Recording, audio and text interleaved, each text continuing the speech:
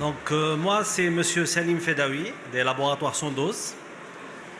Sandoz est un laboratoire du groupe Novartis. J'ai 20 minutes aujourd'hui pour vous présenter la place de Sandoz dans les biosimilaires.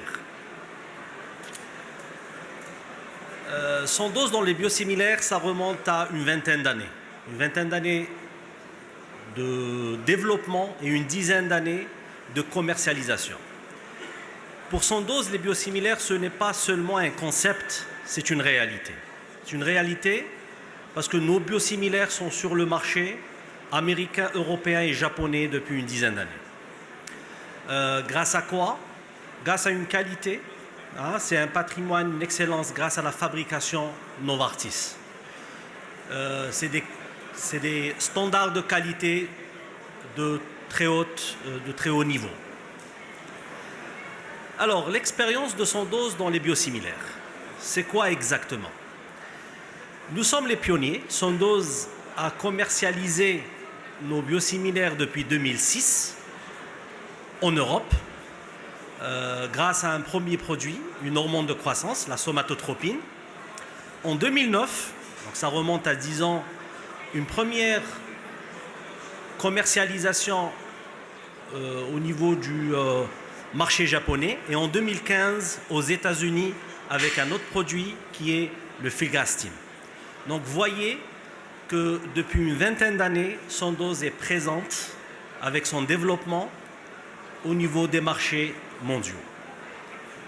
Ensuite, si on prend l'Algérie, Sandoz a deux produits commercialisés en Algérie, l'Omnitrop, qui est une hormone de croissance, et Zarzio, le fameux filgrastim. Et un pipeline de biosimilaires va arriver bientôt.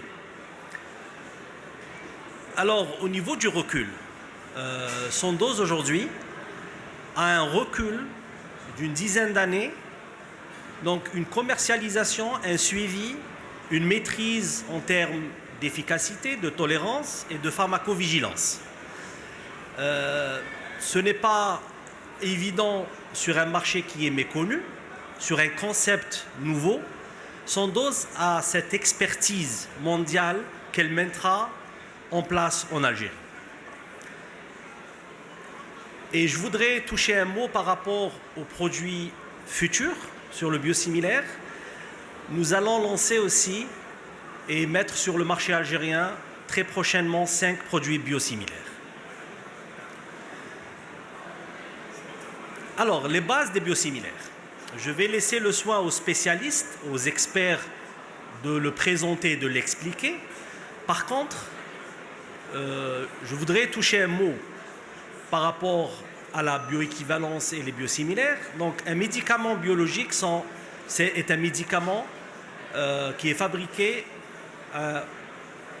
suite à un process qui est assez complexe. Pourquoi? Parce que ça concerne des organismes vivants.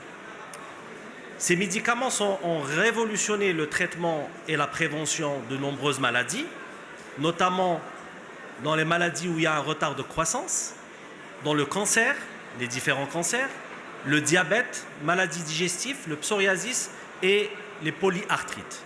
Donc ce sont les domaines thérapeutiques où Sandoz est présent avec des biosimilaires.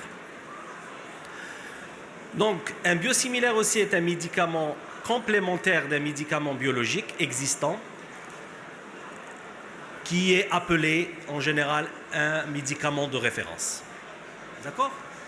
Si on veut schématiser la relation d'un biosimilaire avec un produit de référence ou une molécule de référence, c'est tout simplement un biosimilaire doit correspondre au médicament de référence en termes d'innocuité, d'efficacité chez les patients. Ce qui ne démontre aucune différence cliniquement significative.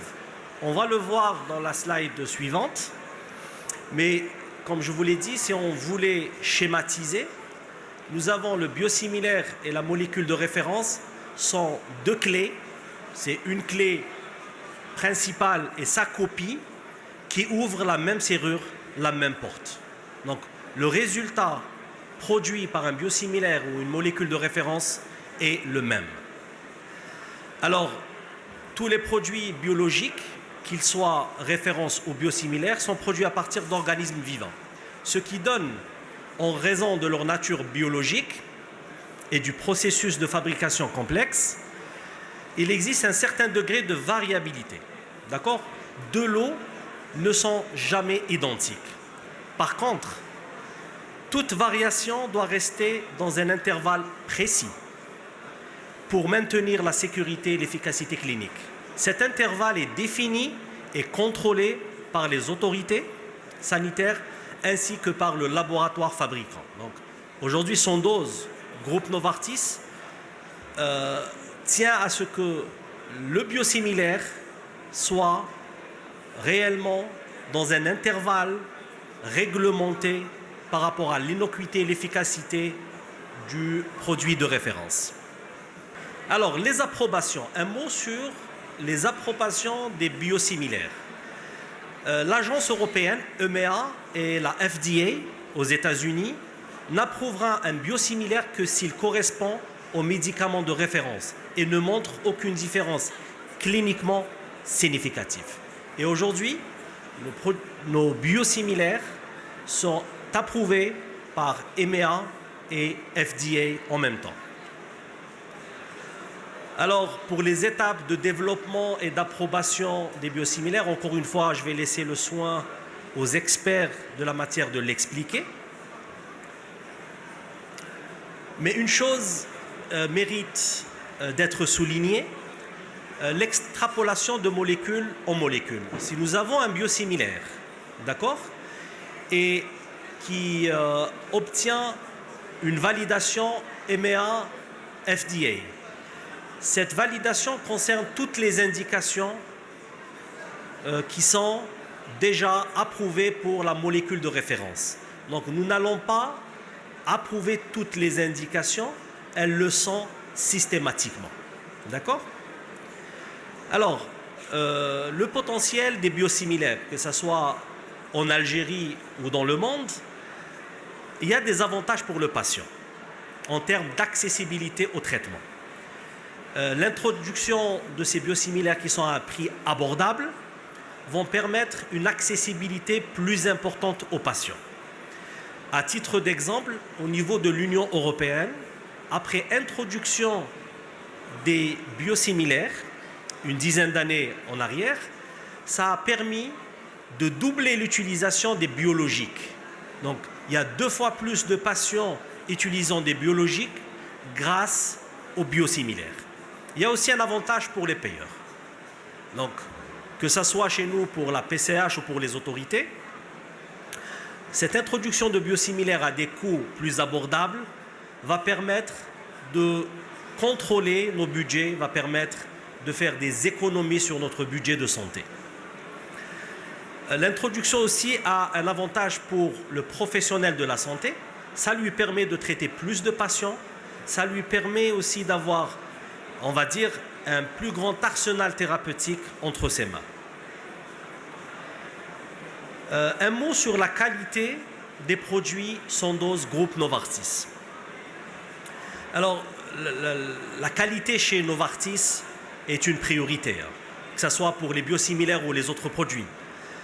Nous avons dans le monde 10 sites de fabrication en général, mais 3 sites qui fabriquent des biosimilaires. Et nous sommes en investissement pour élargir notre capacité de fabrication des produits biosimilaires. Donc, pour résumer, nous avons une décennie de recul en termes de commercialisation des biosimilaires. Nous avons 2 décennies d'expérience en termes de développement des produits biosimilaires et 3 décennies en termes de développement des protéines recombinantes. Mais si on prend la totalité de l'expérience du groupe Novartis, c'est plus de 70 ans d'expérience en termes de fabrication de produits de haute qualité. Nous sommes présents dans 86 pays et aujourd'hui, l'expérience avec les biosimilaires toucherait, ou les produits en général toucheraient, un total de 350 millions de jours d'expérience avec les biosimilaires. Ça, c'est juste pour vous dire qu'aujourd'hui, produire des biologiques, ce n'est pas facile.